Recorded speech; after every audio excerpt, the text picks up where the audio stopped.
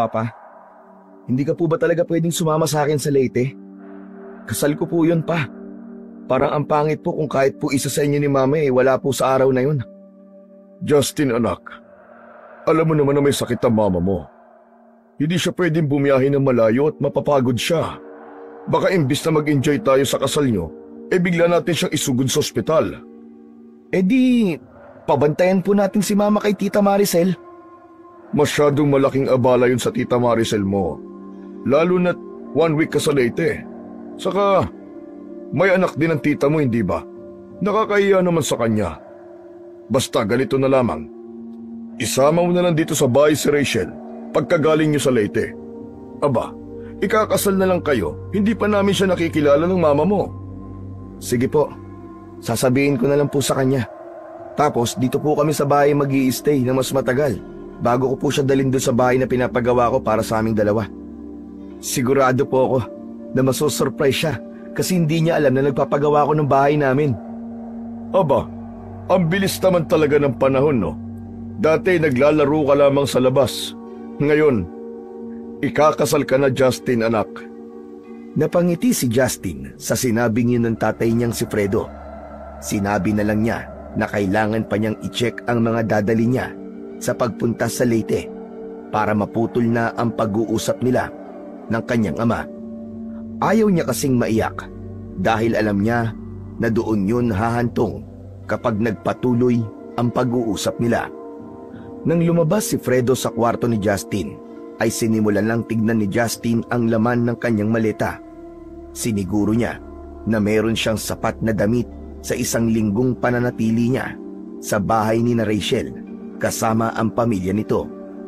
Habang abala si Justin sa kanyang ginagawa, ay bumalik naman si Fredo na may dalang buntot ng pagi. Napakunot naman ang noo niya nang makita ang bagay na yon. Teka pa, ano yan? Buntot ng pagi, anak. Alam ko po na buntot ng pagi yan, Pa. Pero bakit may dala po kayong ganyan? Dalhin mo to sa pagpunta mo sa Leyte, anak. Pa, hindi ko po kailangan yan. Ano naman pong gagawin ko sa buntot ng pagi? Anak, hindi mo alam ang lugar na pupuntahan mo. Dayo ka sa lugar na yon at mas mabuti ng sigurado. Paboritong biktimahin ng mga aswang ang mga dayo na kagaya mo. Sige na, anak. Isama mo na ito sa bagahe mo. Papa naman Baka pagtawanan pa ako nila Rachel kapag nakita nila yan Anak, mabisang panlaban to sa mga aswang baka hindi mo nalalaman. Noon pa man, ito na ang gamit naming mga manunugi sa pakikipaglaban sa mga aswang. Pa, moderno na po ang panahon ngayon. Wala na mga aswang. Saka, napakaganda po ng Leyte, Pa. At hindi yun isang lugar na dapat katakutan. Alam ko, anak. At hindi ko sinasabi na maraming aswang sa Leyte. Kahit saan lugar ay may aswang, anak. Nasasabi mo lang na wala na sila dahil mas magaling na silang magtago ngayon at magpanggap. Kahit saang lugar ka pa pumunta, anak, ipapadala ko pa rin sa ito. Napabuntong hininga si Justin. Tumayo siya at inakbayan ang kanyang ama. Pa, huwag po kayong mag-alala sa akin. Kasama ko pong family ni Rachel. Safe po ko doon. Itago niyo na lang po yan ulit, okay? Mukhang hindi talaga kita mapipilit na dalhin ito. Pero mangako ka sa akin, anak. Naligtas kang makakauwi dito sa atin. Promise po. Palagi po ako mag-a-update sa inyo. Ngumiti si Justin at kahit paano ay nakita niya na naging kampante ang kanyang ama. Nang muling lumabas ng kwarto si Fredo, ay bumalik na siya sa kanyang ginagawa. Napailing sabay ngiti si Justin nang maalala niya ang mga kwento ng tatay niya noong bata pa siya. Dati kasi ay isang kilalang manunugis ng aswang ang tatay niya. Bumuo pa nga ito ng isang maliit na grupo ng mga manunugis. Sama-samang umiikot ang mga ito sa iba't ibang parte ng Pilipinas upang manugis ng mga aswang, lalo na sa mga liblib na lugar. Ngunit nagbago ang lahat nang ipanganak na si Justin. Doon na nagplano ang tatay niya na huminto sa pagiging manunugis. 5 years old si Justin nang tuluyang iwanan ni Fredo ang pagiging manunugis at nagsimula sila ng panibagong buhay sa Maynila. Nagtayo ng maliit na negosyo ang mga magulang niya na mabilis na napalago ng mga ito. Yun ang nagbigay sa kanila ng komportable at maginhawang buhay. Habang inaayos ni Justin ang mga gamit niya para sa biyahe papunta sa Leyte, ay biglang pumasok sa isip niya si Rachel. Excited na siyang makasama si Rachel hanggang sa kanyang pagtanda. Ngunit sa kabila ng excitement, may lungkot din siyang naramdaman dahil hindi masasaksiyan ng mga magulang niya ang isa sa mga espesyal na araw sa buhay niya. Pero naiintindihan naman niya ang sitwasyon ng kanyang nanay at tatay, kaya hindi makakasama ang dalawa sa kanya sa Leyte. 2:00 ng madaling araw nang nagising si Justin sa tunog ng alarm ng kanyang cellphone. Agad niyang inabot ang cellphone sa lamesa sa tabi ng kanyang higaan at pinatay ang alarm nun. Bumangon siya at dumiretso sa banyo para maligo.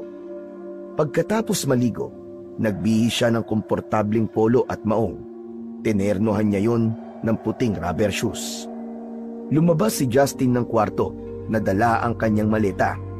Pagdating sa sala, ay nakita niya si Fredo na nakaupo sa sofa. O ano anak, ihatid pa ba kita sa airport? Wag na po pa, ipapark ko na lang po yung kotse sa pay parking doon. Ay, oo nga pala, magpapaalam lang po kay mama. Tulog pa ang mama mo anak. Okay lang po pa, gusto ko lang po siya makita bago po ako umalis. Iniwan ni Justin ang maleta sa gilid ng pintuan at naglakad papunta sa kwarto ng mga magulang niya. Maingat niyang binuksan ang pinto at sumilip sa loob. Nakita niya ang nanay niyang mahimbing na natutulog. Lumapit siya rito at hinalikan ito sa noo. Saglit niyang tinignan ang muka ng kanyang ina bago lumabas ng kwarto. Pagbalik niya sa sala, hinawakan siya ni Fredo sa balikat. Mag-iingat ka sa biyahe anak. Salamat po pa, huwag po kayong mag-alala. Pagdating ko po doon sa Leyte, magme-message po agad ako sa inyo. Kinuha niya ang kanyang maleta at lumabas na ng kanilang bahay habang nilalagay ang maleta sa likod ng kotse. Muli siyang sumulyap sa bahay nila at nakita niya ang amang si Fredo na nakatayo sa may pintuan. Kumaway siya rito bago siya sumakay ng kotse. Pagpasok ni Justin sa kotse ay agad niya yung pinaandar. Habang tinatahak niya ang madilim na kalsada papunta sa airport, ay mas lalo niyang nadama ang excitement sa nalalapit na pag-iisang dibdib nila ni Rachel. Bukod doon, ay excited na rin siyang makilala ang buong pamilya ni Rachel na hindi pa niya nakikita ng personal. Paglapag ng eroplanong sinasakyan ni Justin sa Tacloban City Airport, ay mas naramdaman niya ang kaba dahil alam niya na ilang oras na lang ay makikilala na niya ang pamilya ng babaeng pakakasalan niya. Sumalubong sa kanya ang liwanag ng umaga at ang mainit na simoy ng hangin. Paglabas niya sa terminal, ay agad niyang nakita si Rachel na nakatayo malapit sa exit. Nakangiti ito at kumakaway sa kanya. Agad na nilapitan ni Justin si Rachel at walang pag-aalinlangan na niyakap niya ito ng mahigpit. Parang nawala ang lahat ng pagod niya sa mahabang biyahe ng sandali na yon. Kumusta ang biyahe mo? Okay naman. Nakakapagod pero eto, nawala na ang pagod ko nung makita kita. Kahit kailan talaga, bolero ka, Justin. Nagsasabi lang ako ng totoo. Oo nga pala. Pasensya ka na. Hindi ko talaga napilit sina mama at papa na sumama eh. Ganun ba? Okay lang. Naiintindihan ko. Na-explain mo naman na sa akin yung reason, di ba? Tumango si Justin, ngunit hindi niya maiwasang makaramdam ng kaunting lungkot. Matapos yun, ay sumakay sila ng taxi papunta sa bus station sa Santa Fe. Habang binabaybay nila ang kalsada, tahimik na nagmasid si Justin sa tanawin na kanilang nadaraanan. Maya-maya pa ay nilingon niya si Rachel sa tabi niya. Rachel, kinakabahan ako. Bakit ka naman kakabahan? Ewan ko, parang natatakot ako na baka hindi ako magustuhan ng pamilya mo. Bahagyang natawa si Rachel sa sinabi ni Justin. Ano naman ang hindi nila magugustuhan sa'yo? Mabait ka, magalang, at ikaw ang mahal ko. Pero kahit ano pang sabihin nila, Justin, tuloy pa rin ang kasal natin. Wala na silang magagawa. Hindi na nakapagsalita si Justin, ngunit ang sinabi ng nobya niya ay sapat na para alisin ang anumang pag-aalinlangan sa kanyang isip. Hinawakan niya ang kamay ni Rachel at saka siya ngumiti nito. Pagdating nila sa bus station sa Santa Fe, agad silang sumakay ng bus na magdadala sa kanila papunta sa baryo ni Rachel sa Leyte. Mahigit 2 oras ang biyahe. Sa kabila ng kaba na meron si Justin, mas nangibabaw sa kanya ang pananabik niya na masimulan ang buhay na kasama ang kanyang pinakamamahal na si Rachel. Pagbaba ni Justin sa bus ay isang sedan ang sumundo sa kanila. Ang driver na nakauniforme ay pinagbuksan sila ng pinto sa backseat at ito na rin ang naglagay ng maleta ni Justin sa likod ng sasakyan. Habang nasa biyahe, napansin ni Justin na paunti ng paunti ang bahay na nakikita niya. Unti-unting napalitan ng mga puno at talahiban ang tanawin. At habang papalapit sila sa kanilang destinasyon, ay tuluyan ng walang nakitang mga bahay si Justin. Wala bang ibang bahay dito? Wala. Sa amin lang talaga ang buong lugar na ito. Pagdating sa bahay ni Rachel, ay sandaling huminto ang sasakyan sa isang malaki at mataas na gate na bakal. 2 kasambahay ang nagbukas nun at saka pumasok ang sasakyan. Ang daanan ay napapalibutan ng mga punong kahoy at malalagong halaman. Sa dulo ng driveway, tumambad sa kanila ang bahay ni Rachel.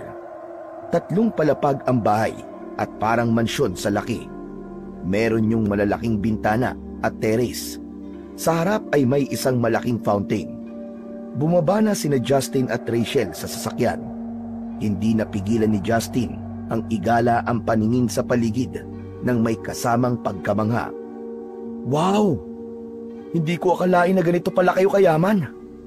Hindi naman. Sakto lang. Ang laki ng bahay niyo, Rachel. Parang hotel. Puro kakalokohan. Tara na, pumasok na tayo. Pagkapasok nila, mas lalo pang namangha si Justin. Ang marmol na sahig ay kumikinang sa liwanag ng chandelier. Ang pader ay napapalamutian ng magagarang paintings. Sa kaliwa ay may mahabang sopa na tila hindi pa nagagamit. Isang napakalaking painting ang tumawag sa pansin ni Justin. Lumapit si Justin sa painting. Ang babae na nasa painting ay kamukhang-kamukha ni Rachel, na para bang yun ang mas nakakatandang bersyon ng kanyang nobya. Siya ba ang nanay mo? Oo, pero patay na siya. Ang ganda niya. Pasensya ka na. Hindi ko alam na wala na pala siya. Okay lang. 1 taon pa lang ako nang mawala siya. Halika na, nasa likod ang pamilya ko. Excited na silang makilala ka. Hinilan ni Rachel si Justin papunta sa likod ng bahay kung saan naroon ang pool area. Habang naglalakad, hindi na iwasan ni Justin na muling tignan ang painting na para bang may kakaibang pakiramdam yung iniwan sa kanya. Pagdating sa likod ng bahay, natigilan si Justin sa kanyang nakita. Isang napakalaking oval shape na pool ang bumungad sa kanya. Habang hawak ni Rachel ang kamay ni Justin, ay nagtungo sila sa gazebo. May isang matangkad na lalaki na sa tansya ni Justin ay nasa mid-50s at isang matandang lalaki at babae na parehas na nasa wheelchair. Papa, si Justin po. Justin, siya ang tatay ko.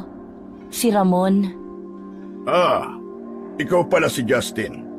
Sa wakas, nagkakilala rin tayo. Papa, si Justin po. Justin, siya ang tatay ko. Si Ramon. Magandang umaga po, sir. Sir, tawagin mo na lamang akong tito.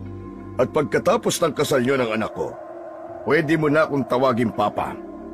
Napangiti si Justin sa mainit na pagtanggap ni Ramon. Justin, sila naman ang lolo at lola ko. Si Lolo Arman at Lola Felicia. Magandang umaga po sa inyo. Tumingin si Justin kay Rachel na parang nagtatanong kung bakit walang tugon ang mga yon. Wala ring ekspresyon ang muka ng dalawa. Nakatingin lang sa malayo ang lolo't lola ni Rachel. Hindi na nakakapagsalita sina lolo at lola. Masyado na kasi silang matatanda. Pero naiintindihan at naririnig nila tayo. Tumango si Justin at muling ngumiti sa mga matatanda bilang paggalang. Papa, nasan po si Kuya Robin? Nasa gubat, nangangaso. Baka mamaya na makabalik. Mga gabi na siguro. Ano po, nangangaso? May malapit po bang gubat dito? Oo, malapit lang. Habi ng panganay ko na si Robin ang mga aso doon. Maya-maya ay makikilala mo rin siya. Rachel, dalhin mo na si Justin sa magiging kwarto niya. At siguraduhin mong makakapagpahinga siya ng maayos. Alam ko na napakahaba na naging biyahe niya. Sige po, Papa. Halika na, Justin. Muling hinawakan ni Rachel ang kamay ni Justin. Nagpaalam muna si Justin kina Ramon bago siya tuluyang sumama kay Rachel, papasok sa bahay. Nang muli silang pumasok sa bahay, ay tila may naramdaman si Justin na mga matang nakatingin sa kanya. Ipinagkibit balikat niya na lamang yon at inisip niya na baka kaya ganoon ang pakiramdam niya ay dahil bago siya sa bahay na yon. Umakyat sina Justin sa ikatlong palapag ng napakalaking bahay ni na Rachel. Huminto sila sa isang pinto na nasa dulo ng pasilyo. Binuksan yun ni Rachel at pagpasok nila ay agad na namangha si Justin sa kanyang nakita. Napakalaki ng kwarto. May king-size bed sa gitna na may malinis at puting bedsheet. Sa gilid naman ng kwarto ay may malaking bintana na tanaw ang malawak na lupain sa labas. May isang flat screen TV sa harap ng kama, isang eleganting couch sa isang sulok, at isang maliit na bookshelf na puno ng mga libro. Meron ka palang sariling CR dito para hindi mo na kailangan bumaba sa gabi o madaling araw. Wow, grabe! Parang kwarto to sa isang 5-star hotel ah. Lumapit si Justin sa kama at umupo sa gilid nun. Naramdaman niya ang lambot ng kutsyon. Si Rachel naman ay nanatiling nakatayo sa harapan niya habang nakatingin sa kanya at nakangiti. Sa tingin mo, Rachel, anong first impression ng papa mo sa akin? Alam kong nagustuhan ka niya. Paano mo naman nasabi? Simple lang. Kapag hindi niya gusto ang isang tao, malamig ang pakikitungo niya. Pero kanina, ang init ng pagtanggap niya sa'yo. Sa bagay, naramdaman ko nga na parang ang gaan ng loob niya sa akin eh. Huwag kang mag-alala. Alam kong magiging okay kayo ng papa ko. Ngumiti si Justin at tinapik ang espasyo sa tabi niya. Pinaupo niya si Rachel sa tabi niya at agad naman itong sumunod. Kinuha niya ang isang kamay ni Rachel at masuyuyong hinalikan. Alam mo, namiss kita. Halos isang buwan din pala tayong hindi nagkita. Hindi na hinintay ni Justin na makapagsalita si Rachel at hinalikan niya ito sa labi. Madiin ang halik na yon at puno ng pananabik. Nang gumapang ang kamay ni Justin sa dibdib ng kanyang nobya, ay agad yung pinigilan ni Rachel. Huminto si Justin sa paghalik at may pagtatakang tumingin kay Rachel.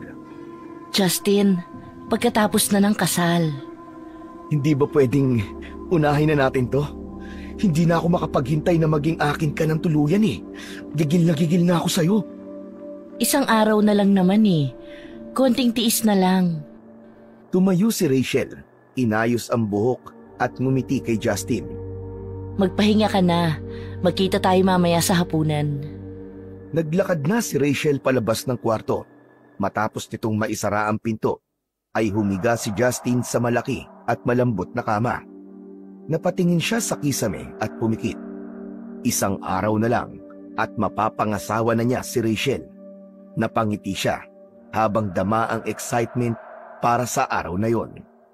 Madilim na ang buong kwarto nang magising si Justin mula sa mahimbing na pagkakatulog.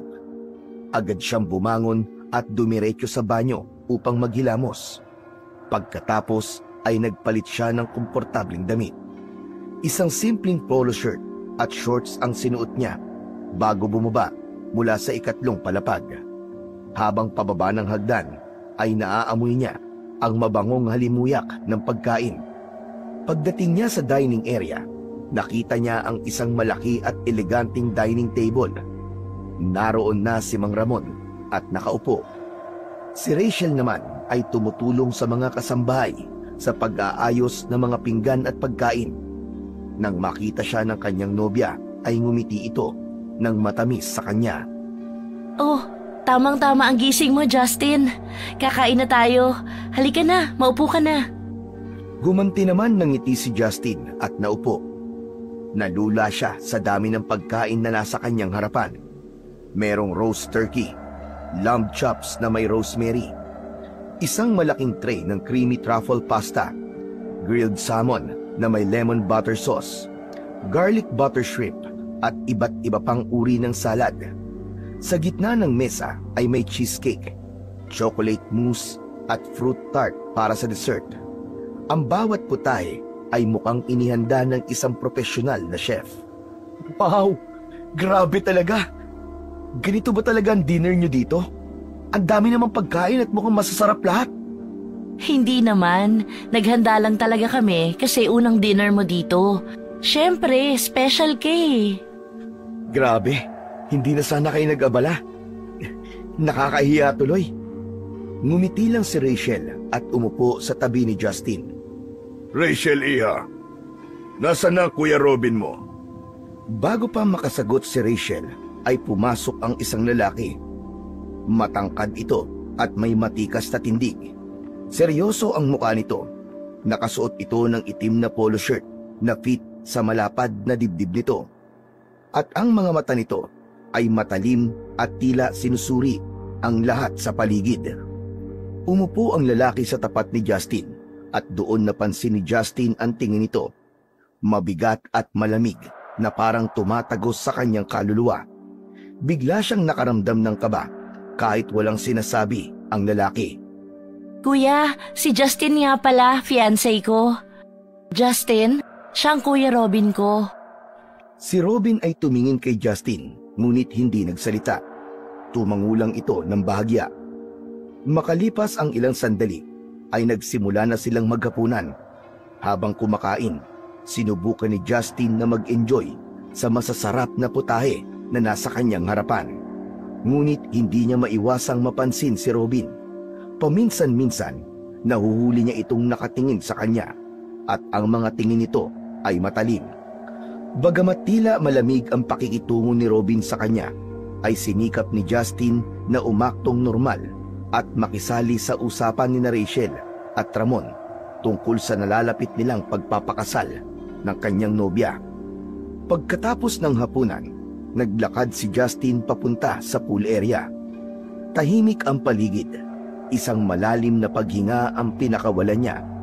Inilabas niya mula sa bulsa ng shorts niya ang isang kaha ng sigarilyo at kumuha roon ng isang stick.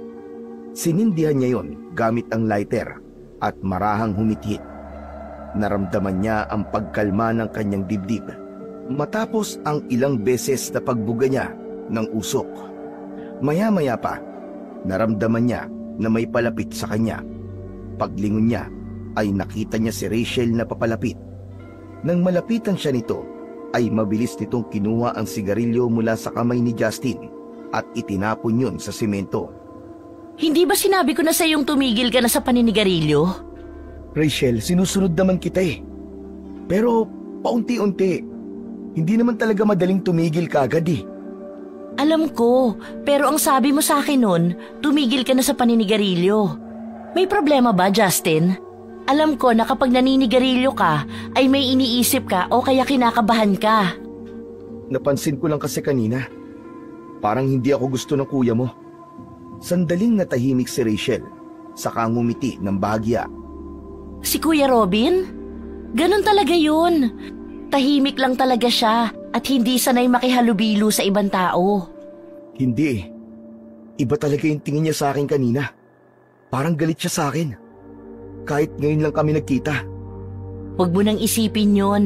At kung sakali man na hindi ka niya gusto para sa akin, wala akong pakialam. Matutuloy pa rin ang kasal natin, kahit buong angkan ko pa ang ayaw sa'yo. Napangiti si Justin at napailing. Kinabig niya si Rachel at mabilis itong hinalikan sa labi. Ang swerte ko talaga sa'yo, Rachel. Kaya mahal na mahal kita eh. Mahal na mahal din kita, Justin. Sige na, bumalik na tayo sa loob. Pauna ka na. Susunod ako sa'yo maya-maya. Magpapahangin lang muna ako rito. Ngumiti si Rachel at bumalik na ito sa loob ng bahay, habang si Justin naman ay nanatiling nakatayo roon. Inisip niya ang sinabi ni Rachel at kahit paano ay nabawasan ang gumugulo sa isip niya. Sinabi niya sa kanyang sarili na hanggat tanggap siya ni Rachel ay wala siyang dapat pang isipin sa kung gusto siya o hindi ng ibang miyembro ng pamilya nito. 2:00 na ng madaling araw, ngunit gising na gising pa rin si Justin. Kahit na anong posisyon ang gawin niya, ay hindi siya nakaramdam ng antok. Hindi niya alam kung dahil sa napahaba ba ang tulog niya kanina o dahil naninibago siya sa lugar na kinaroroonan niya. Huminga siya ng malalim at bumangon. Nakaramdam siya ng uhaw, kaya naisipan niyang bumaba sa kusina upang uminom ng tubig. Tahimik niyang binuksan ang pinto ng kanyang kwarto at naglakad pababa. Nang nasa 2nd palapag na siya, ay bigla siyang natigilan. Mula sa sala sa ibaba, ay narinig niya ang pamilyar na boses ni na Rachel, Robin at Mang Ramon. Nag-uusap ang mga yon, ngunit ang tono ni Robin ay galit na galit. Ayoko na maghintay ng ilang araw. Gawin na natin to ngayon. Robin, hindi tayo pwedeng magkamali. Kailangan nating maging matyaga.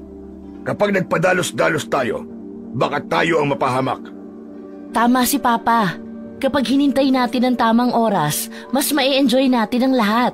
Mas magiging satisfying yun, Kuya. Napakunot ng noo si Justin. Nagtaka siya kung tungkol saan ang pinag-uusapan ng tatlo. Kahit hindi niya alam kung ano ang sinasabi ng tatlo, ay may kaba siyang naramdaman. Mabilis na yumuko si Justin nang makita niya na palingon si Robin sa kinaroroonan niya, na para bang naramdaman nito ang kanyang presensya. Mas lalo siyang kinabahan. Marahan siyang umatras at bumalik sa hagdan, papunta sa 3rd palapag ng bahay. Nang makabalik na si Justin sa kanyang silid, ay agad niyang sinarado ang pinto at sumandal doon. Alam niya na wala naman siyang ginawang masama, pero hindi niya alam kung bakit natakot siya na malaman ni na Rachel na narinig niya ang usapan ng mga ito tungkol sa isang bagay na wala naman siyang ideya kung ano. Humiga siya muli sa kama, ngunit hindi pa rin siya mapakali. Ang kuryosidad at kaba ay patuloy na bumabagabag sa kanya habang iniisip niya kung tungkol ba saan ang pinag-uusapan ni na Rachel sa sala. Dumating na ang araw na pinakahihintay ni na Justin at Rachel, at yun nga ang araw ng kanilang pag-iisang dibdib.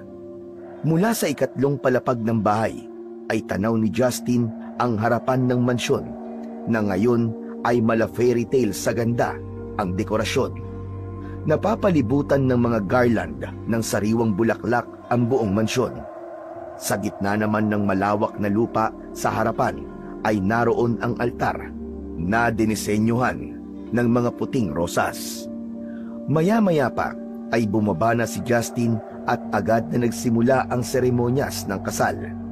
Si Justin ay nakasuot ng itim na tuxedo, habang si Rachel naman ay mas lumitaw ang kagandahan sa wedding gown na suot nito na may mahabang laylayan at burda ng mga maliliit na perlas.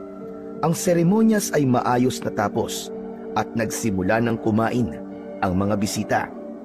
May 3 mahahabang mesa na puno ng masasarap na pagkain. Sa unahan ng lahat ay nakaupo sina Justin at Rachel. Habang iniikot ni Justin ang tingin sa mga bisita, ay may napansin siyang kakaiba. Ilang bisita ang tila nakatingin sa kanya ng matagal, na para bang sinusuri siya. May ibang nagbubulungan pa at parang naging sentro siya ng atensyon. Hindi na niya napigilan pa ang kanyang sarili na sabihin yon kay Rachel. Rachel, napansin mo ba? Parang ang dami nakatingin sa akin. Saka yung tingin nila sa akin, parang iba eh. Huwag mo nang pansinin. Ganyan lang talaga sila kapag may bagong mukha sa pamilya. Huwag ka mag-isip ng kung ano-ano. Dapat maging masaya ka lang kasi kasal na tayo. Ngumiti si Justin, ngunit hindi niya pa rin naiwasang hindi mag-isip. Ganun pa man, alam niya na wala siyang dapat pang ikabahala dahil kasal na sila ni Rachel at mag-asawa na silang dalawa. Ngunit habang tumatagal si Justin na nakaupo sa tabi ni Rachel, ay hindi niya naiwasan na tahimik na obserbahan ang mga bisitang patuloy pa rin nagbibigay ng kakaibang tingin sa kanya. Hindi niya magawang maging komportable kahit anong gawin niya. Justin, magbabanyo lang ako. Saglit lang ako. Gusto mo bang samahan pa kita? Hindi na, kaya ko na. Dito ka na lang. Tumayo si Rachel at naglakad papunta sa loob ng bahay. Sinundan ni Justin ng tingin ang kanyang asawa. Maya-maya pa ay inilabas niya ang kanyang cellphone mula sa bulsa ng kanyang pantalon. Binuksan niya ang kamera at patagong kinunan ng litrato sina Ramon at Robin na abala sa pagkain at tila seryosong nag-uusap sa lamesang hindi kalayuan sa kanya. Agad niyang sinend ang litrato sa kanyang ama at mabilis na nag-type ng mensahe. Sinabi niya sa tatay niya na yun ang tatay at kuya ni Rachel. Pagkasend ng mensahe ay agad niyang ibinalik ang cellphone sa kanyang bulsa. Ilang sandali pa, bumalik na si Rachel na may malaking ngiti sa labi. Ayos ka lang ba rito?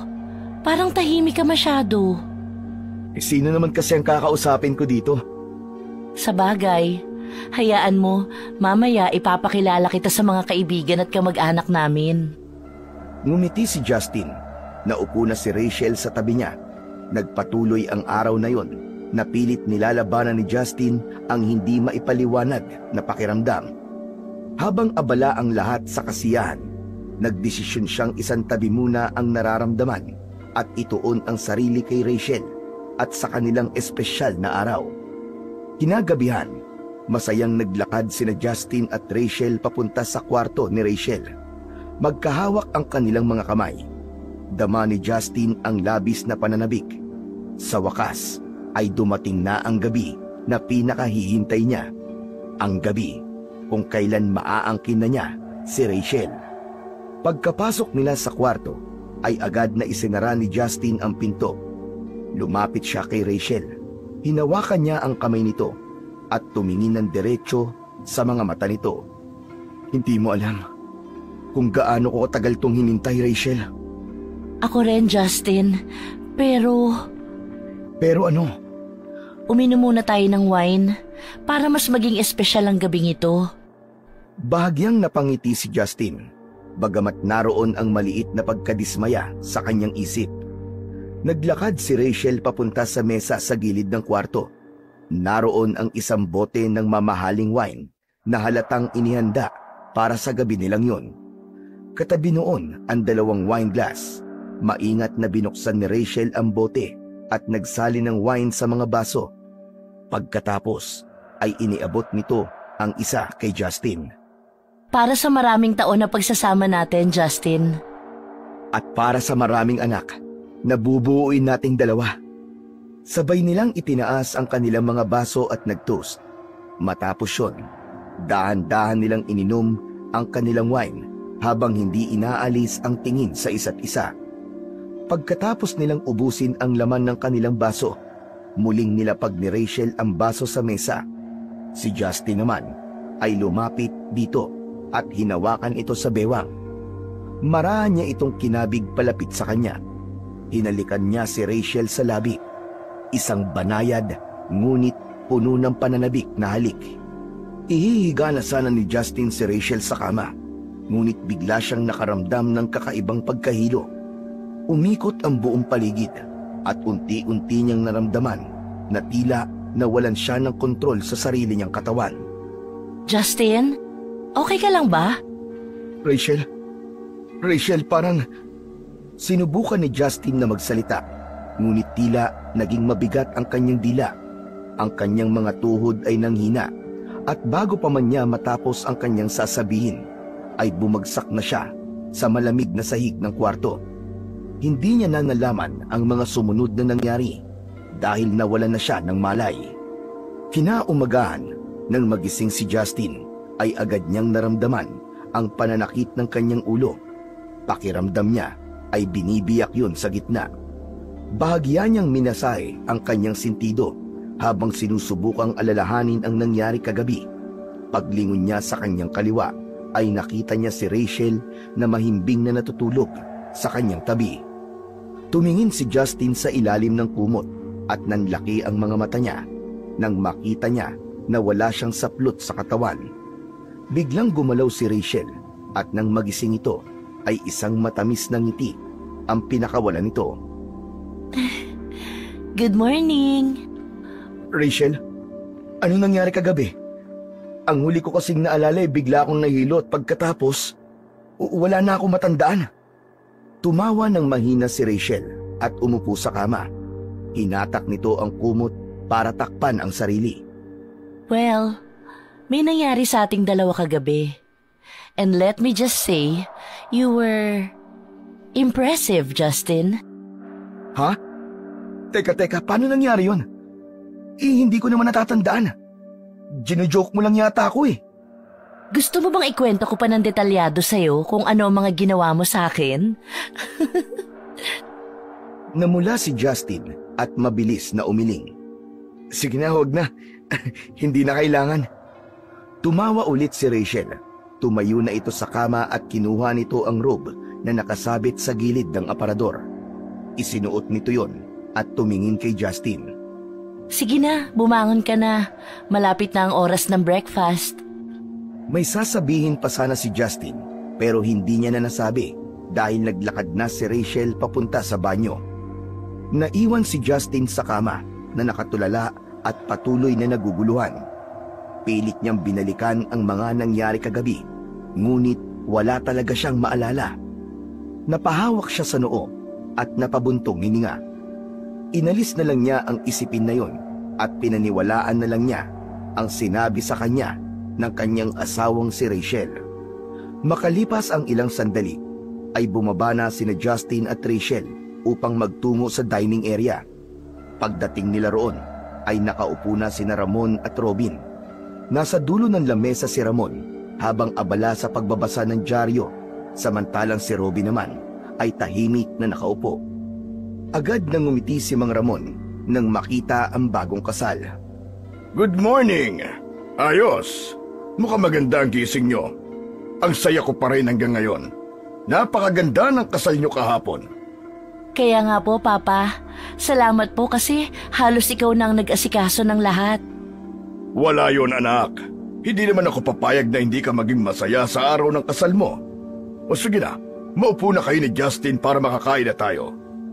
Nang umupo na si Justin, ay hindi niya naiwasan na tignan si Robin. Nagtama ang mata nila at matalim pa rin ang tingin nito sa kanya. Hindi niya kinaya ang titig ni Robin, kaya siya na ang unang nag-iwas ng tingin dito. Alam mo, Justin, sa tingin ko, maganda kung ipapasyal ka ni Rachel dito sa lugar namin. 1 week lang naman ang bakasyon mo, kaya dapat masulit mo yon. Maraming magagandang tanawin dito na siguradong magugustuhan mo. Sige po. Mukhang masaya nga po yun. Don't worry, Justin. Kasi ako ang bahala sa'yo. Gusto ko makita mo ang lahat ng magagandang spot dito sa amin. Habang nag-uusap sila, biglang naramdaman ni Justin ang malamig na tingin ni Robin na tila sinusuri siya mula ulo hanggang paa. Umiwas na lang siya ng tingin sa kapatid ng kanyang asawa. Pagkatapos ng agahan, ay kinuha ni Rachel ang isa sa mga motor na nakaparada sa gilid ng bahay. Inabot nito ang isang helmet kay Justin. Rachel, hindi ako marunong magmotor. Kotse lang ang kaya kong imaneho. Alam ko, ako na ang magmamaneho. Marunong ako, saka sanay ako sa mga daan dito. Sigurado ka ba? Oo naman. Wala ka bang tiwala sa akin? Grabe. Kahit pala mag-asawa na tayo, ang dami ko pa rin palang hindi alam sa'yo. Marami talaga at malalaman mo ang lahat ng dapat mong malaman habang nandito ka sa bahay namin. Kagaya ng ano? Basta, malalaman mo na lang. Tara na? Nang sumakay na si Rachel sa motor, ay umupo na rin si Justin sa likod nito. Humawak siya sa bewang ng kanyang asawa. Nang umandar ang motor, ay naramdaman niya ang malamig na simoy ng hangin na humahampas sa kanyang muka. Binaybay nila ang malubak at putikang daan.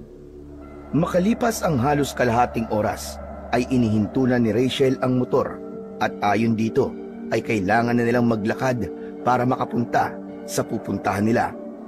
Hindi na nagtanong si Justin at sumunod na lang siya kay Rachel.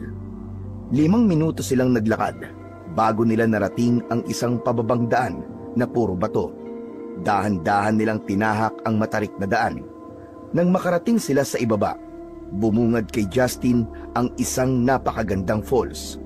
Malinaw ang tubig na animoy kristal na kumikislap sa ilalim ng araw. Napapalibutan yon ng makakapal na halaman at matatayog na puno. Wow! Ang ganda naman dito! Ngumiti si Rachel, halatang nasiyahan sa reaksyon ni Justin.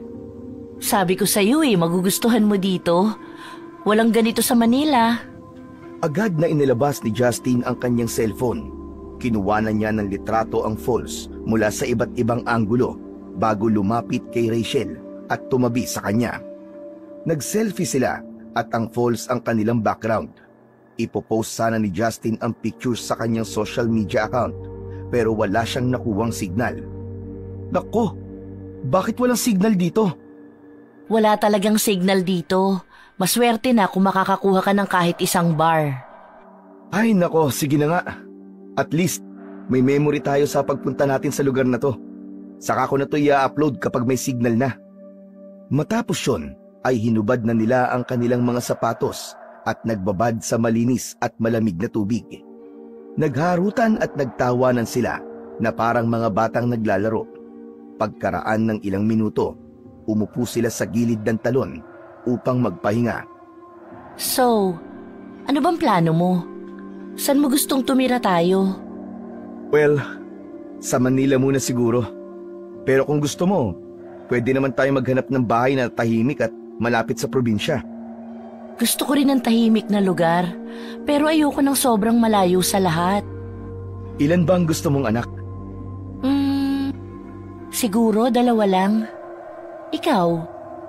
2 o 3. Para hindi masyadong tahimik sa bahay. Pero kung pwedeng mas marami, aba, mas okay yun. Alam mo naman, mag-isang anak lang ako kaya pangarap ko na talaga na marami akong anak.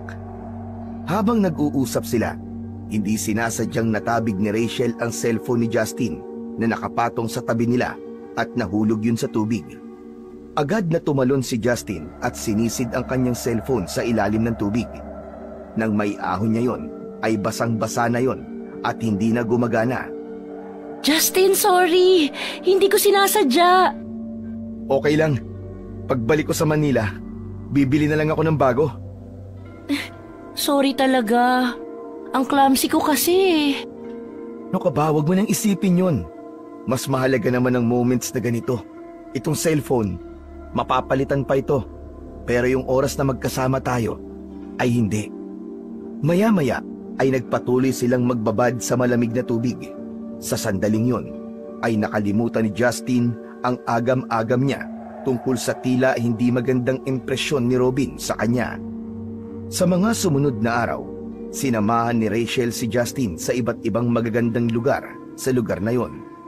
Napuno ang bawat araw ni Justin ng mga bagong karanasan, mula sa pag-akyat sa bundok na may tanawing parang larawang iginuhit, hanggang sa pagpunta sa isang beach na walang tao at napakaganda. Kahit hindi na naayos ang cellphone niya, ay hindi niya yun alintana. Sapat na ang bawat sandaling kasama niya, si Rachel. Ngunit habang papalapit ang huling araw ng kanyang pananatili roon, ay naramdaman niya ang mabigat na lungkot na pilit niyang isinasantabi. Ilang beses niyang sinubukang huwag isipin ang nalalapit na pagbabalik niya sa Maynila. Isang gabi, Habang kumakain sina Justin at Rachel sa isang kilalang kainan sa bayan, ay natigilan si Justin nang maisip niya na malapit na pala siyang bumalik sa Manila. Napansin ni Rachel ang biglaang pananahimik ni Justin, kaya hindi nito naiwasan ang mag-usisa. Bakit parang ang bigat ng iniisip mo? Napansin ko lang kasi na ang bilis ng araw. Sa makalawa pala babalik na ako sa Manila. Huwag kang mag-alala, susunod naman ako agad doon. Hindi rin tayo magtatagal na magkahiwalay. Alam ko naman yun. Pero nasanay na kasi ako na magkasama tayo araw-araw Hinawakan ni Rachel ang kamay ni Justin sa ibabaw ng mesa. Kaya nga, mag-enjoy tayo sa natitirang araw na magkasama tayo. Gawin nating espesyal ang bawat oras. Napangiti si Justin sa sinabi ni Rachel at kahit papano ay gumaan ang bigat sa dibdib niya.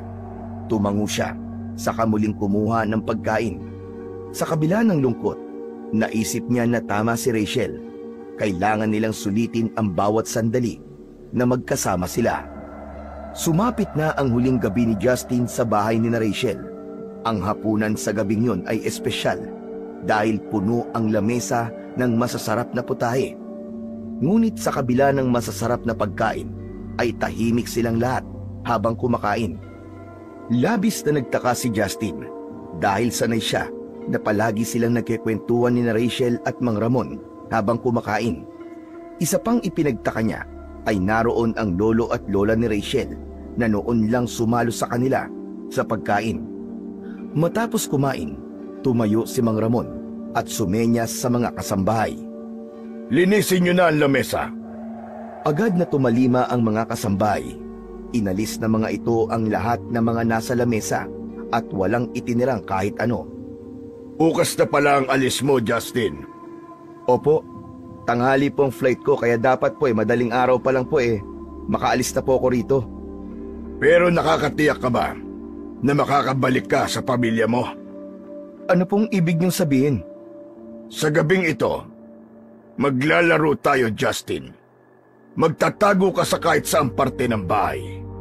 Kapag natagpuan ka ng sino man sa amin, ako, ang anak ko si Robin, si Rachel, ay papatayin ka namin. Nanlaki ang mga mata ni Justin at natawa sa narinig. Tito Ramon, seryoso po ba kayo? Hindi siya nagbibiro, Justin. Ang totoo, lahat kami rito ay mga aswang. Hindi ba ang sabi ko sa'yo, may mga bagay ka pa na malalaman tungkol sa akin? Isa na ito sa mga bagay na yun. Narito ka para sa isang laro. Ang larong magdedesisyon kung mabubuhay ka o hindi. Natahimik si Justin. Tinignan niya ang mga taong naroroon, ngunit hindi niya mabasa ang kanilang mga muka. Si Rachel, na tila nagbibiro nung una, ay biglang naging seryoso. Ngunit maya-maya ay muling tumawa si Justin at inisip niya na malamang ay bahagi lang yun ng pamamaalam ni Rachel sa kanya. At hindi niya dapat ituring na literal ang lahat ng sinabi ng mga ito, gaya ng papatayin siya at aswang ang mga ito. Okay, game ako. Kailan ba tayo magsisimula? Bibigyan ka namin ng kalahating oras para makapagtago. Pagkatapos nun, magsisimula na ang paghahanap namin sa'yo. At huwag ka mag-alala, Justin. Magiging patas ang laro. Tayo-tayo lang ang nandito. Wala na ang mga kasambahay. Tumayo na rin si Rachel at ngumiti kay Justin. Mabuti pang magsimula ka na ngayon, Justin. Maghanap ka na ng magandang taguan. Natatawang tumayo pa si Justin at naglakad palayo. Agad siyang naghanap ng lugar kung saan siya maaaring magtago. Sa isip niya, alam niya na nais lang maglaro ng tagu-taguan ng pamilya ni Rachel at wala siyang dapat na ipag-alala. Umakyat si Justin sa ikalawang palapag ng bahay. Napansin niya na nakabukas ang bawat pinto ng silid. Ngunit isang pinto ang nakatawag ng pansin niya. Pumasok siya roon at nakita niya na ang silid na yun ay puno ng mga libro. Agad niyang napansin ang isang malaking kabinet. Lumapit siya roon at nagdesisyon siya na doon magtago. Binuksan ni Justin ang kabinet at pumasok. Maingat niyang isinara ang pinto mula sa loob. Inilapat niya ang likod sa dingding ng kabinet habang may malaking ngiti sa labi dahil sa excitement niya sa laro na yon. Lumipas ang ilang minuto at nakaramdam na si Justin ng pagkainip. Paulit-ulit siyang sumisilip sa maliit na awang ng kabinet, ngunit wala siyang makitang tao sa labas. Lalabas na sana siya, subalit nang itutulak na niya ang pinto, ay bigla siyang nakarinig ng mabibigat na yabag mula sa labas. Natigilan siya at halos hindi na siya humihinga, habang unti-unting lumalapit ang mga yabag sa kabinet. Biglang bumukas ang pinto ng kabinet at bumungad sa kanya ang dalawang nakakatakot na nilalang. Mga aswang. Maihahalin tulad sa isang halimaw ang anyo ng dalawa. Meron yung matutulis na mga ngipin at kuko, at ang mga mata ng mga yon ay nanlilisik na para bang nagbabagang apoy. Sigurado siya na aswang ang mga yon dahil ganon ilarawan ng tatay niya ang itsura ng mga aswang. Nang hilakbot si Justin nang sumugod ang isa sa mga aswang, pero malakas niya itong sinipa. Natumba ang aswang. Agad na lumabas si Justin sa kabinet, ngunit bago pa siya makalayo, naramdaman niyang bumaon ang matatalim na ngipin ng isa sa mga aswang sa kanyang balikat. Napasigaw siya sa sakit, pero agad niyang naabot ang isang mabigat na candle holder sa mesa at buong lakas na ipinalo niya yon sa ulo ng aswang na nasa likod niya. Kumawala ang pagkakakagat ng aswang sa balikat ni Justin. Tatakbo na sana siya palabas, ngunit sinunggaban siya ng isa mula sa kanyang likuran. Padapang natumba si Justin at habang nasa sahig siya ay nakita niya ang isang mahabang bakal na parang sibat na may tulis sa dulo. Hindi niya alam kung saan nanggaling yon, pero wala na siyang panahon para mag-isip. Dinampot niya ang bakal at mabilis siyang tumihaya. Pikit mata niyang itinarak ang sibat sa dibdib ng aswang na nasa harapan niya. Sa hindi sinasadyang pagkakataon, natuhog din ng sibat ang aswang na nasa likod ng aswang na nasa harapan ni Justin. Napuno ang silid ng nakakakilabot na hiyaw ng dalawang nilalang bago bumagsak ang mga yon sa sahig. Naguguluhang tumayo si Justin. Tinitigan niya ang mga nakahandusay na aswang hanggang sa unti-unting nagbago ang anyo ng mga yon. Bumalik ang dalawang aswang sa pagiging tao. Natigilan siya nang malaman na ang dalawang aswang ay ang lolo at lola ni Rachel. Halos mawalan ng lakas si Justin. Napaatras siya habang nanginginig ang buong katawan. Pakiramdam niya ay isang masamang panaginip lamang ang lahat. Ano to? Paano naging aswang ang lolo at lola ni Rachel? Paulit-ulit na sinampal ni Justin ang sarili at umasa siya na magigising siya sa masamang panaginip na yon. Ngunit kahit na anong sampal ang gawin niya, ay nanatili pa rin ang dalawang walang buhay na aswang sa kanyang harapan at doon na niya napagtanto na hindi pa naginip ang lahat. Biglang bumukas ang pinto ng silid at narinig ni Justin ang isang malakas na sigaw ni Rachel. Napalingon siya at nakita niya si Rachel na nakatayo sa may pinto habang nakapako ang tingin sa dalawang bangkay sa sahig. Nagmamadali itong lumapit sa lolo at lola nito. Lumuhod si Rachel at niyakap ang dalawang katawan. Lola! Lolo! Gumising kayo! Hindi kayo pwedeng mamatay! Rachel, hindi ko sinasadya. Sinalakay nila ako. Pinagtanggol ko lang ang sarili ko. Ano ba kasi nangyayari? Nanlilisik ang mga mata na tumingin si Rachel kay Justin. Noon lang niya ito nakita na may ganong katinding galit sa muka. Walang yaka! Mas lalo mo lang ako binigyan ng dahilan para patayin ka! Bago pa makapagsalita ulit si Justin, nakita niyang nagbago ang anyo ni Rachel. Ang maganda nitong muka ay nawala at napalitan yon ng malahalimaw na anyo. Sa isang iglap ay naging aswang si Rachel na labis na ikinagimbal ni Justin. Papa! Kuya! Nandito si Justin! Bilisan niyo! Nang marinig ni Justin ang mga yabag sa hagdan, ay agad siyang tumakbo palabas ng silid. Puno ng takot ang kanyang dibdib at ang tanging nasa isip niya ay ang makapagtago. Nagmamadaling inakyat ni Justin ang hagdan papunta sa ikatlong palapag. Napalingon siya at nakita niya si Robin na paakyat na rin na nasa anyong aswang na rin. Pagdating niya sa ikatlong palapag, binuksan niya ang pinto ng kanyang silid at nagmamadaling isa na rayon. Nilak niya ang pinto at napasandal siya roon habang habol ang kanyang paghinga. Pilit niyang nilalabanan ang kaba at takot. Nang sandaling yun ay malinaw na sa kanya na hindi yun isang laro. Totoo ang lahat ng sinabi ni Rachel. Ang pamilya nito ay mga aswang at kapag nakita siya ng mga ito ay sigurado na ang kanyang kamatayan. Lumayo si Justin sa pinto at nagpalakad-lakad sa loob ng kwarto. Pinilit niyang kumalma upang makapag-isip ng maayos. Isang bagay ang naging malinaw sa kanya. Sinadya ni Rachel ang lahat. Sinadya nito na dalhin siya sa bahay ng pamilya nito upang maging biktima, patayin at kung minalas-malas ay gawing pagkain ng mga ito. Huminga ng malalim si Justin. Alam niya na sa sitwasyon niya ng sandaling yon ay wala siyang maaasahan kundi ang kanyang sarili. Kailangan makaisip siya ng paraan para makatakas bago pa siya tuluyang maabutan ng mga aswang na naghahanap sa kanya. Napahinto si Justin sa paglalakad at dumako ang tingin niya sa malaking bintana. Lumapit siya roon at sinubukan niya yung buksan, pero kahit na anong puwersa ang gamitin niya ay hindi siya nagtagumpay na mabuksan ang bintana. Kinuha niya ang isang upuan at bumalik sa harapan ng bintana. Huminga siya ng malalim bago hinampas ang salamin na bintana gamit ang upuan. Ngunit hindi yun nabasag. Paulit-ulit niyang hinampas ang bintana, pero kahit gasgas ay hindi yun nagkaroon.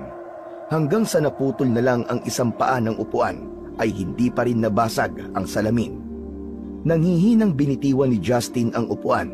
Pakiramdam niya ay isa siyang ibon na nakakulong sa isang hawla.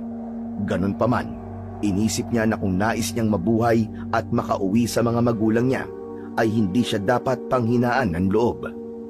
Kailangan ko ng kahit na anong bagay na pwede kong gamitin para ipagtanggol ang sarili ko. Pinagmasdan ni Justin ang bawat sulok ng silid, pero wala siyang mahanap na makakatulong sa kanya. Naisip niya ang sibat na ginamit niya kanina sa library. Bakit ko ba iniwan yung sibat na yun? Ang tanga-tanga ko talaga! Hanggang sa nakita niya ang kanyang maleta. Inilagay niya yun sa ibabaw ng kama at binuksan. Inalis niya ang mga damit na naroon. At nang makita niya ang kanyang cellphone, ay agad niyang sinubukan na i-open yun. Pero hindi na yun nabubuksan. Sa sobrang inis niya, ay ibinato niya ang cellphone sa sahig. Ngunit nang bumalik ang tingin ni Justin sa maleta, ay may isang bagay na umagaw ng kanyang pansin. Sa ilalim ng mga nakasalansang damit, ay may kakaibang bagay na nakasilip. Agad niya tong kinuha at hindi siya makapaniwala sa nakita niya. Yun ang buntot ng pagi ng kanyang ama. Paano ka napunta rito?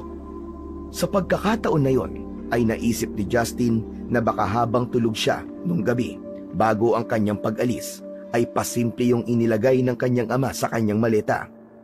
Parang naririnig niya sa kanyang isip ang mababang boses ng ama na laging handang magbigay ng babala. Humigpit ang hawak ni Justin sa buntot ng pagi.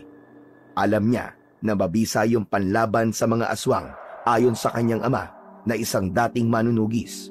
Dahil doon ay nagkaroon siya ng pag-asa at ang determinasyon niyang mabuhay ay mas tumindi. Nagulat si Justin nang biglang yumanig ang buong kwarto nang makarinig siya ng malakas na kalabog sa pinto. Ang mga mata niya ay agad na dumako sa direksyon ng pinto. Mula sa labas ng pinto ay narinig niya ang malalim at malamig na boses ni Robin. Wala ka nang tatakasan, Justin. Tanggapin mo na lang ang katotohanan na mamamatay ka na ngayong gabi. Hindi ako susuko.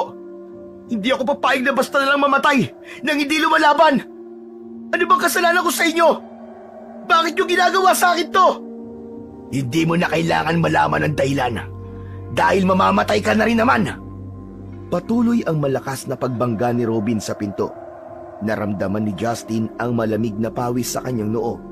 Nilabanan niya ang takot dahil alam niya na kapag pinangunahan siya ng takot ay hindi siya makakapag-isip ng maayos. Napaatras si Justin ng tuluyan nang bumigay ang pinto. Tumambad kay Justin si Robin na nasa anyong aswang. May nakapaskil na malademonyong ngisi sa mukha nito, habang ang mga mata nito ay nandilisik na nakatutok sa kanya. Wala ka nang ligtas ngayon, Justin.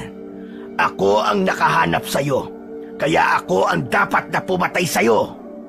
Naniga si Justin sa kinatatayuan niya. Kahit gusto niyang tumakbo o atakihin si Robin, ay hindi niya maigalaw ang kahit na anong parte ng kanyang katawan. Pero sa loob ng kanyang isip, isang bagay lang ang malinaw. Hindi siya mamamatay nang hindi lumalaban. Inihanda ni Justin ang sarili at ang buntot ng pagi. Yun lamang ang kaisa-isang sandata na maaari niyang gamitin laban sa halimaw na nasa harap niya. Habang daang-daang lumalapit si Robin, ay ramdam niya ang pagtibok ng kanyang puso. Ngunit sa kabila ng lahat, alam niyang kailangan niyang tumayo para sa sarili niya. Lalaban siya dahil wala siyang ibang pwedeng gawin kundi yun lang upang buhay siyang makalabas sa bahay na yon. Biglang sumugod si Robin kay Justin. Nang halos isang dipa na lang ang layo nito kay Justin, ay hindi na siya nagdalawang isip na hampasin ito ng buntot ng pagi. Malakas na napasigaw sa sakit si Robin nang tinamaan ito ng buntot ng pagi sa muka. Nagulat ito nang makita ang hawak ni Justin. Paano ka nagkaroon yan? Saan galing yan? Galing sa tatay ko. Pasalubong niya para sa inyo, mga demonyo! Muling umatake si Robin ng mas mabilis at mas marahas. Nakatutok ang mga mata ni Justin sa bawat galaw ni Robin at naghintay siya ng tamang tiyempo para umatake. Nagawa ni Robin na makalapit kay Justin at sinubukan siya nitong sakmalin. Nagawa naman ni Justin na umiwas sa huling segundo, ngunit nawalan siya ng balanse at natumba sa saig. Sinamantala ni Robin ang pagkakataong yun at nagawa siya nitong kalmutin sa dibdib. Napasigaw si Justin nang maramdaman ang malalim na pagbaon ng mga kuko ni Robin sa kanyang balat. Tumayo agad si Justin. Hindi niya ininda ang kanyang sugat. Sa pagkakataon na yon, ay si Justin naman ang umatake. Hinampas niya si Robin sa tiyan at napaatras ito ng sandali, pero agad ding umatake. Nagpalitan ng atake ang dalawa. Habang tumatagal, ay nakaramdam na ng pagod at panghihina si Justin, ngunit hindi niya yun ipinakita kay Robin. Sa isang pagkakataon, nagawang mahawakan ni Robin si Justin sa balikat. Galit na galit siya nitong itinapon sa dingding. Tumama ang katawan niya sa dingding. Pinilit niyang tumayo, pero masyadong malaki ang naging pinsala ng huling ginawa ni Robin sa kanya. Habang papalapit si Robin, kinuha ni Justin ang isang upuan na ginamit niya kanina sa pagbasag sa bintana.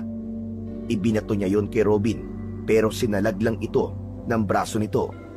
Bumagsak ang upuan sa harapan ni Robin, habang ang mga paa nun ay nakaturo sa itaas. Masyado nang matagal ang laban na ito. Tapusin na natin to, Justin! Hindi nagpatinag si Justin. Hinawakan niya muli ang buntot ng pagi at humarap kay Robin. Nang sumugod si Robin, hinampas niya ito ng buong lakas sa braso, dahilan upang mapaatras ito. Hindi pa natapos si Justin at sunod-sunod niyang hinampas si Robin. Tinamaan ito sa iba't ibang parte ng katawan. Sa bawat tama ng buntot ng pagi, ay napapasigaw si Robin sa sakit. Ang balat nito ay tila natutunaw. Hanggang sa inipo ni Justin ang lakas na meron siya at ibinigay niya kay Robin ang pinakamalakas na hampas niya. Tumama ang buntot ng pagi sa dibdib ng aswang. Nawalan ng balanse si Robin at patihaya itong bumagsak sa sahig. At sa hindi inaasahang pangyayari, tumama ang likod ng ulo nito sa isang sirang paa ng upuan na may matulis na dulo. Tumagos yun sa likod ng ulo ni Robin at dumiretso sa bibig nito. Halos masuka si Justin sa nakita. Hindi siya makapaniwala sa nangyari. Nanghihina siyang napaluhod habang habol ang kanyang paghinga. Sa kabila ng tagumpay niyang mapatay si Robin, alam niyang hindi pa tapos ang laban dahil buhay pa rin si Ramon at ang asawa niyang aswang na si Rachel. Siniguro muna ni Justin na patay na si Robin bago siya lumabas ng kwartong yon, na dala pa rin ang buntot ng pagi. Labis ang pasasalamat niya sa kanyang ama dahil kung hindi nito yun nilagay sa kanyang maleta, malamang ay kanina pa siya napatay ni Robin. Maingat ang bawat hakbang ni Justin habang bumababa siya ng hagdan. Alam niyang bawat galaw niya ay maaaring magbigay ng pahiwatig kina Ramon at Rachel na buhay pa siya. Nang makarating siya sa sala, agad siyang nagtungo sa main door. Hinawakan niya ang seradura at pilit yung pinihit, ngunit hindi mabuksan ang pinto. Isinunod niya ang mga bintana, pero kagaya ng pinto ay wala rin siyang nabuksan sa mga yon. Mabilis na nagtungo si Justin sa kusina at umasa siya na ang back door na ang magiging daan niya upang makalabas na sa bahay na yon. Ngunit tulad ng main door at mga bintana ay hindi rin siya nagtagumpay na mabuksan yon. Napasandal na lang siya sa back door. Doon niya napagtanto na walang paraan para makalabas siya ng bahay na yon. Pinilit na lang niyang tanggapin ang kanyang sitwasyon at wala na siyang ibang pagpipilian kundi ang lumaban para sa buhay niya. Ngunit sa gitna ng pag-iisip niya kung ano na ang gagawin niya, ay biglang sumagi sa kanyang isip ang imahe ni Rachel. Ang ngiti nito at ang lambing sa mga mata nito nung una silang nagkakilala. Ang mga kamay ni Justin ay bahagyang nanginginig. Alam niyang isa si Rachel sa dapat niyang harapin, ngunit hindi niya alam kung paano niya yon gagawin. Sa kabila ng lahat ng nalaman niya, ay hindi niya maitatanggi ang natitirang damdamin niya para dito. Isang malalim na paghinga ang pinakawalan ni Justin at matuwid siyang tumayo. Isinantabi muna niya ang pagmamahal niya kay Rachel. Alam niyang walang patutunguhan ang pagtatago niya. Mas malakas si Ramon at Rachel at mas pamilyar ang mga yon sa bahay na yon. Sigurado siya na kahit saan siya magtago ay mahahanap at mahahanap pa rin siya ng mga ito. Kailangan ko na silang harapin. Bahala na kung mamatay ako. Basta ang mahalaga, lumaban ako. Kinondisyon ni Justin ang sarili. Sa oras na yon ay handa na siya. Hindi siya papayag na maging biktima ng isang pamilya ng aswang sa gabing yon. Nangako siya sa kanyang sarili na buhay siyang uuwi sa bahay nila. Napapitlag si Justin nang makita niyang pumasok si Ramon sa kusina. Huminto ito sa pintuan at ang matalim nitong tingin ay parang mga kutsilyo na tumagos sa kaluluwa niya. Ramdam niya ang bigat ng galit ni Ramon. Alam niya na hindi lang yun simpleng puot. May mas malalim na dahilan ang galit ng mga ito sa kanya at yun ang nais niyang malaman. Ano ba nagawa ko para magalit kayo sa akin ng ganito? Sigurado ka bang gusto mong malaman, Justin? Kaya nga ako nagtatanong eh. Ano ba ang kasalanan ko sa inyo? Isang nakakatakot na ngisi ang sumilay sa labi ni Ramon. Mas lalong naging matalim ang tingin nito kay Justin. Ang totoo, wala ka namang kasalanan. Ang dapat mong sisihin ay ang tatay mo, si Fredo. Anong kinalaman ng tatay ko dito? Ang tatay mo ang dahilan kung bakit ka nandito.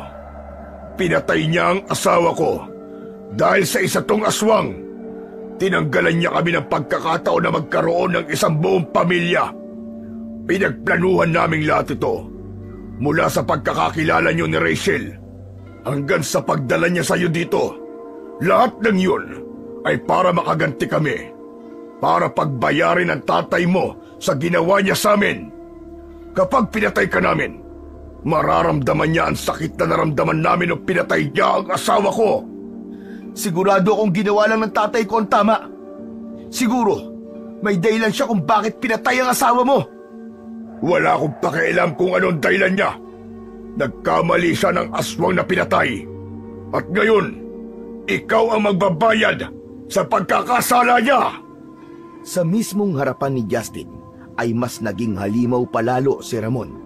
Nagngalit ang mga panga nito. Mas lalong lumaki ang katawan habang ang mga kamay nito ay nagkaroon ng mas matatalas na mga kuko. Ang mga mata nito ay tila nagbaga na ng tuluyan at ang mga ngipin nito ay umusli na sa kanyang bibig. Napaatras si Justin at alam niya na wala na talaga siyang magagawa kundi ang lumaban at ipagtanggol ang kanyang sarili. Sa isang iglap, sumugod si Mang Ramon kay Justin ng mabilis at mabangis. Napaatras si Justin at halos tumama sa mukha niya ang mga kuko nito. Tumama ang mga kuko ni Ramon sa pinto na nag-iwan ng malalalim na gasgas sa kahoy. Inisip ni Justin na kung sa mukha niya yun tumama, siguradong siya ay mamamatay kagad. Hinampas ni Justin si Ramon gamit ang buntot ng pagi, pero mabilis itong nakaiwas. Naabot ni Ramon si Justin at nasugatan ang braso niya gamit ang matatalas nitong kuko. Napasigaw si Justin sa sakit, ngunit hindi siya umatras. Sa halip, gumanti siya ng hampas at tumama sa gilid ng mukha ni Ramon ang buntot ng pagi. Nagpatuloy ang kanilang laban. Sinugod muli ni Ramon si Justin.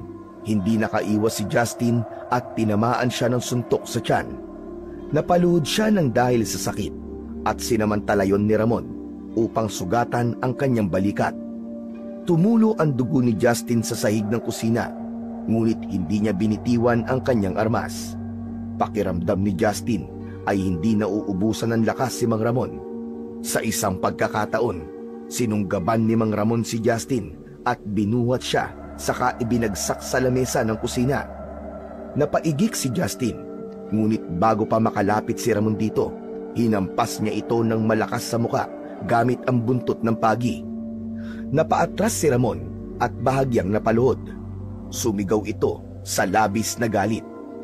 Muling sumugod si Ramon, ngunit mas naging handa na si Justin sa pagkakataon na yon. Sa bawat galaw ni Ramon ay umiwas siya o hindi kaya ay hinahampas niya ito ng buntot ng pagi. Kapwa natigilan ang dalawa nang narinig nila ang malakas na pagpalaw ni Rachel mula sa ikatlong palapag. Kuya Robin! Kuya!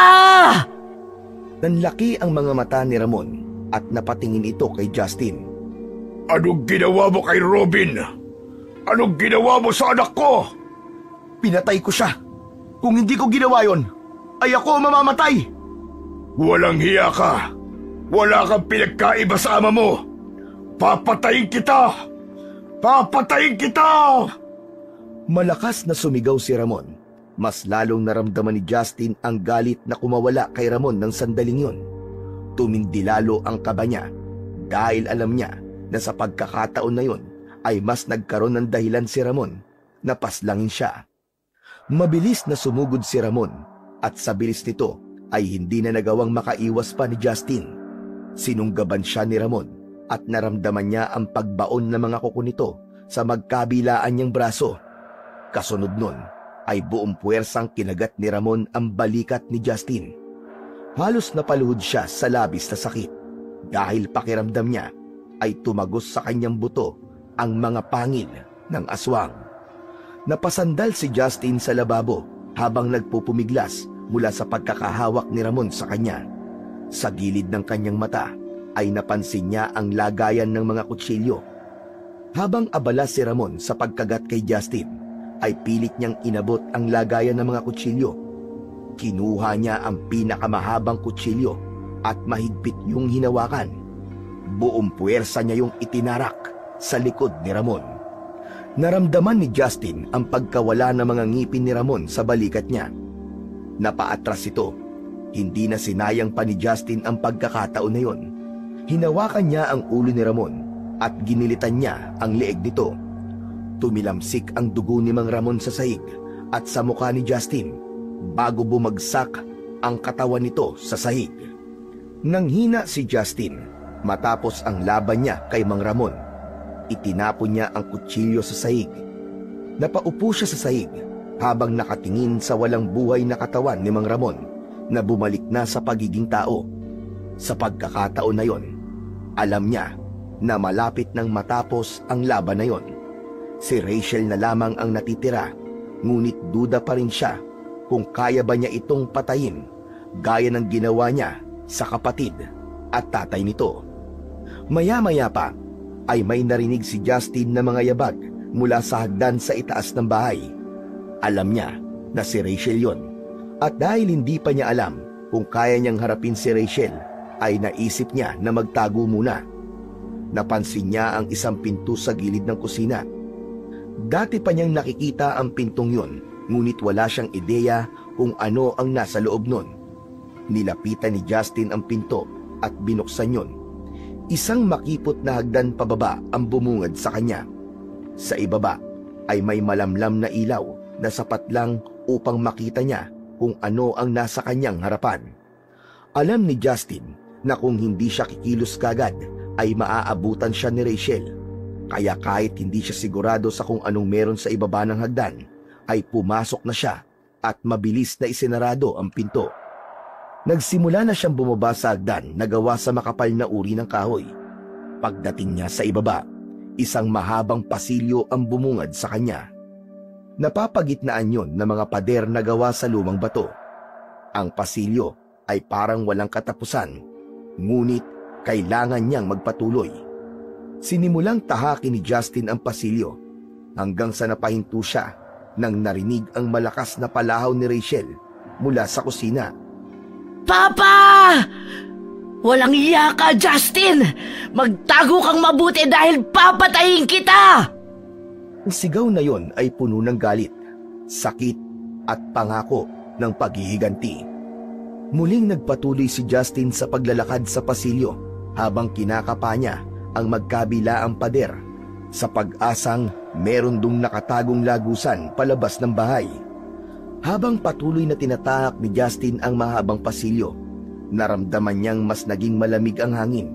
Sa dulo ng pasilyo ay may nakita siyang isang pinto na gawa sa bakal.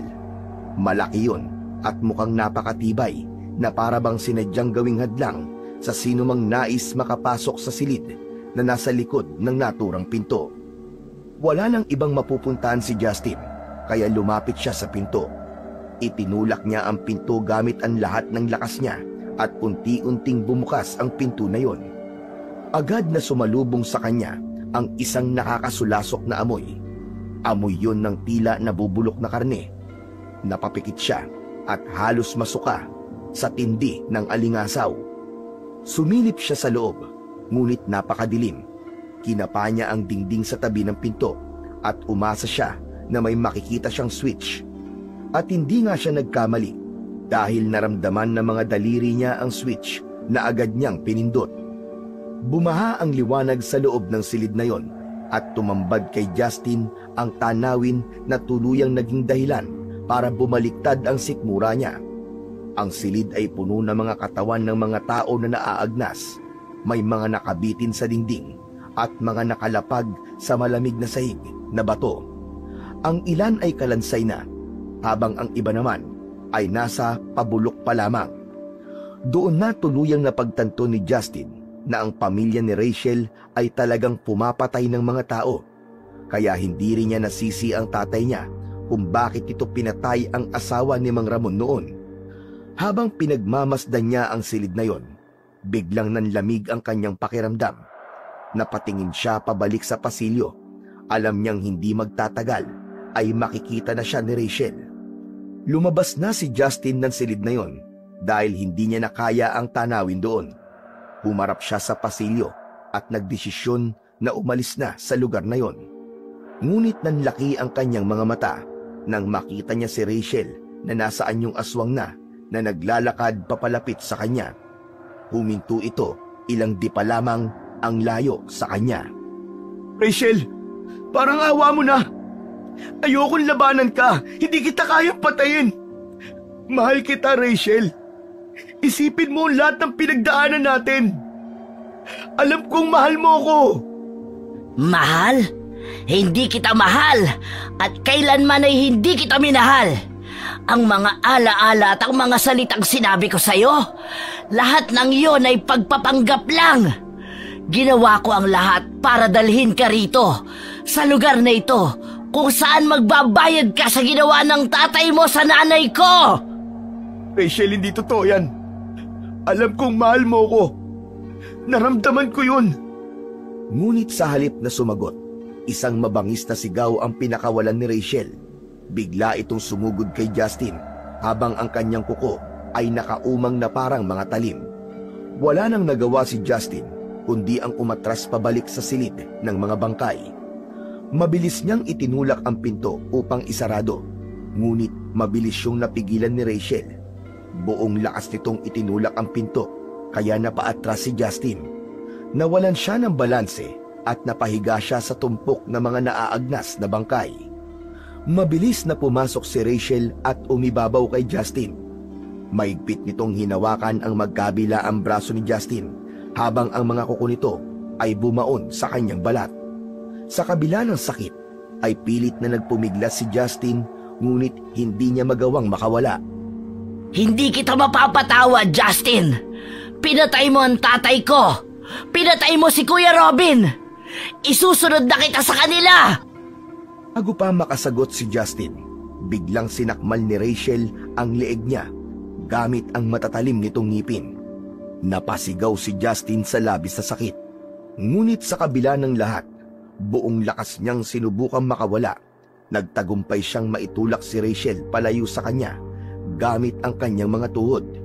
Mabilis siyang gumapang palayo habang ang dugo niya ay patuloy na dumadaloy mula sa sugat sa kanyang leeg. Nanghihinang tumayo si Justin. Rachel! Rachel, pakiusap! Ayoko ng ganito! Alam ko may natitira ka pang kabutihan sa'yo. Alam kong mahal mo rin ako kahit papano. Ayoko magpatayan tayong dalawa!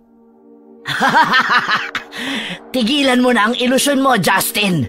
Hindi kita minahal kahit kailan. Sa mga sandaling magkasama tayo, wala akong ibang gustong gawin kundi ang patayin ka. Natigilan si Justin sa sinabing yun ni Rachel. Sa pagkakataon na yon, tinanggap na lang niya ang katotohanan na nilinlang lang siya ni Rachel upang mapunta siya sa sitwasyon na yon. At kung patuloy siyang aasa na may pagmamahal pa si Rachel sa kanya, ay baka yun pa ang maging dahilan para magtagumpay ito na patayin siya.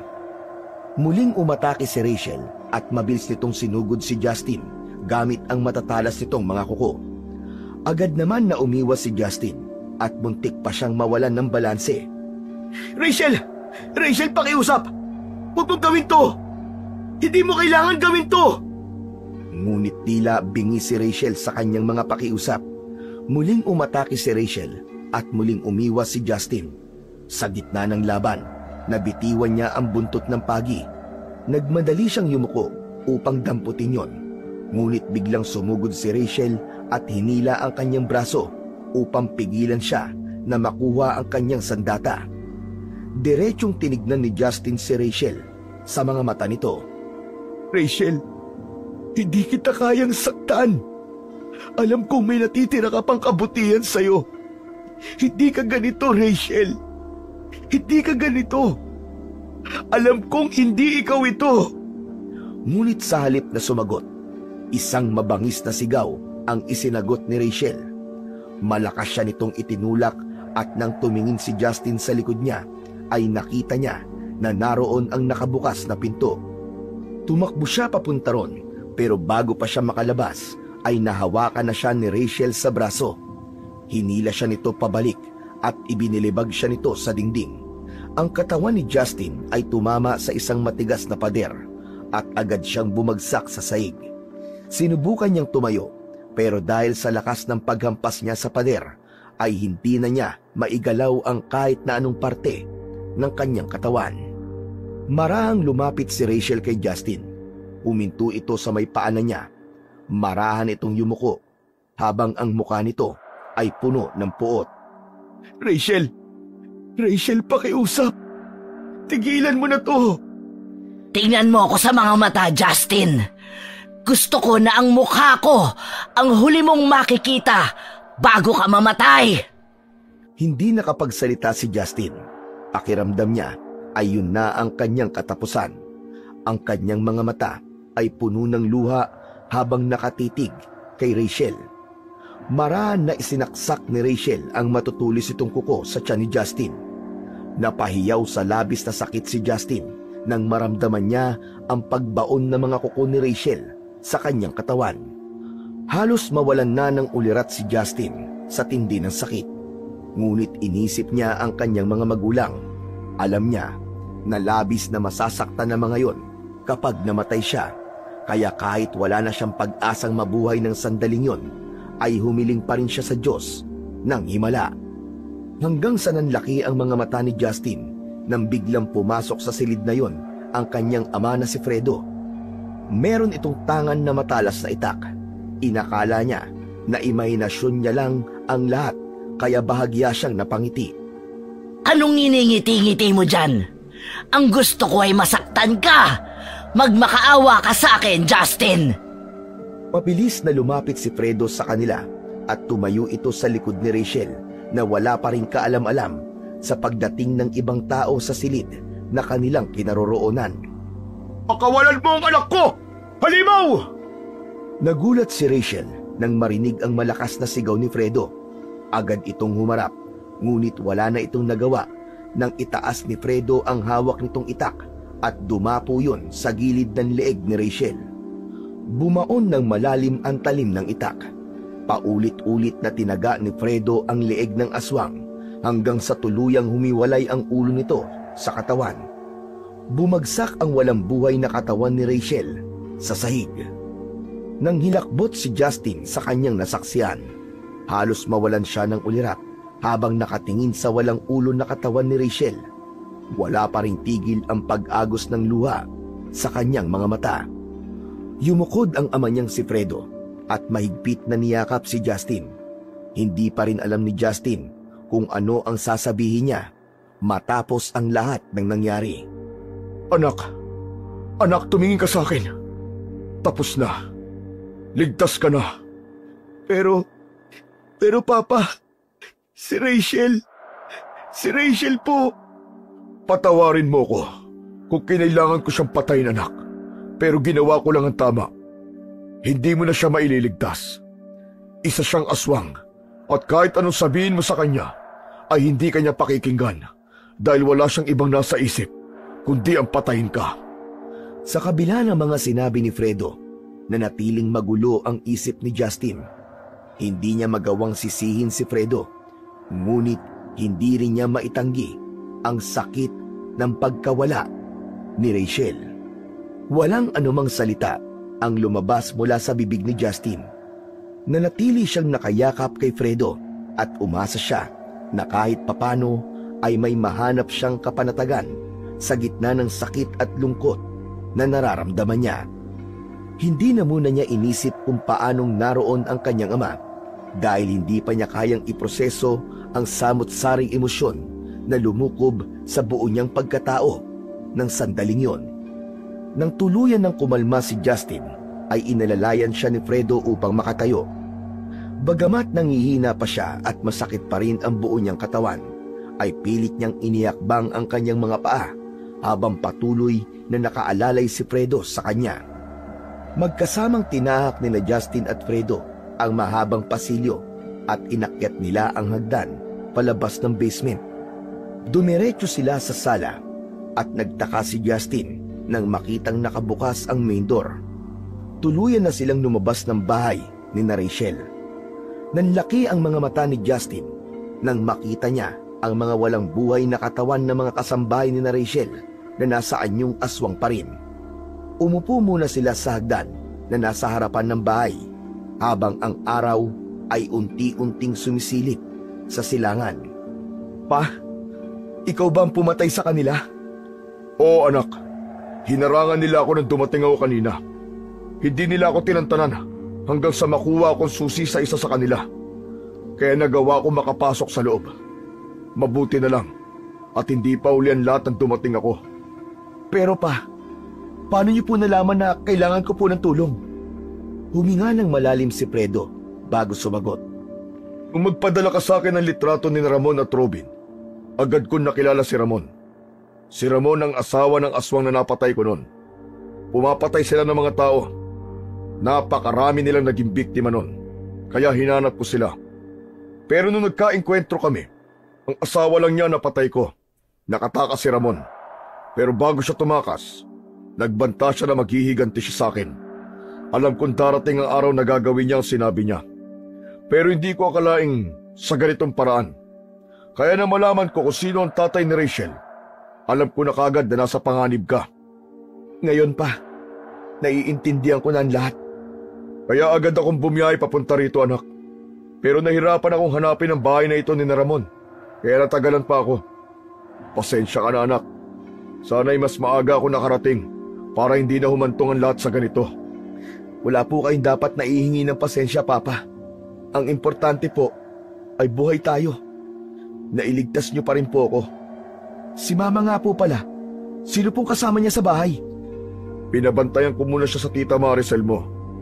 Mahirap para sa akin na iwanan siya, pero hindi ko rin kayang pabayaan ka, anak. Hindi na muling nagsalita si Justin. Pinanood na lang nila ang pag-usbong ng araw habang nagpapahinga.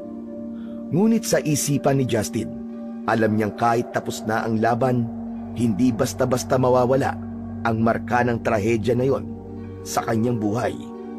Sa loob ng eroplano, tahimik na nakaupo si Justin sa tabi ng bintana habang si Fredo naman ay nasa tabi niya. Bakas ang lungkot sa kanyang mga mata. Muling sumagi sa isipan niya ang imahe ni Rachel. Sa pagkakataon na yon, ay tinanggap na niya na hindi talaga siya nito minahal at nilinlang lang siya nito dahil nais magiganti nito at ang pamilya nito sa kanyang ama. Naramdaman ni Justin ang kirot sa dibdib. Sa kabila ng lahat, hindi niya maitatanggi ang sakit ng pagkawala ni Rachel dahil totoo ang pagmamahal na naramdaman niya para dito. Naramdaman ni Justin ang kamay ni Fredo sa balikat niya, kaya napalingon siya rito. Okay ka lang ba, anak? Opo, okay lang po ako. May mga iniisip lang po ako, Papa. Si Rachel ba? Huwag ka mag-alala. Sigurado ko na makakatagpo ka pa ng babae na mamahalin ka ng totoo at walang halong panlilinlang. Alam ko naman po yun, Papa. Pero sa ngayon, nang ayoko po muna. Parang hindi pa po ako handang magtiwala ulit. Tinitigan ni Justin ang kanyang ama at nginitian nito ng bahagya. Habang lumilipad ang eroplano sa kalangitan, muling napatingin si Justin sa bintana. Alam niyang hindi magiging madali ang paglimot niya kay Rachel. Ngunit alam din niyang oras na upang simulan ang bagong yugto ng kanyang buhay nang hindi niya ito kasama. Makalipas ang ilang taon, tuluyan nang bumalik sa normal ang buhay ni Justin. Ang sakit at trahedyang pinagdaanan niya noon ay nanatili na lamang na bahagi ng kanyang madilim na nakaraan. Ang mga alaala ni Rachel, bagamat mahapdi at masakit nung una, ay natutunan niyang bitiwan. Gumaling na rin ang kanyang ina mula sa sakit nito at bumalik ang sigla nito na parang walang nangyari. Sa kasalukuyan, masaya na si Justin sa piling ng babaeng pinili niyang mahalin at pakasalan. Kasama ng kanilang anak, binuo nila ang isang pamilyang puno ng pagmamahal at kasiyahan. At sa pagkakataon na yon, ay natagpuan ni Justin ang tunay na kapayapaan at ang kaligayahan. Tuluyan niya nang isinara ang pahina ng kanyang nakaraan at nagpatuloy sa mas maliwanag na kinabukasan.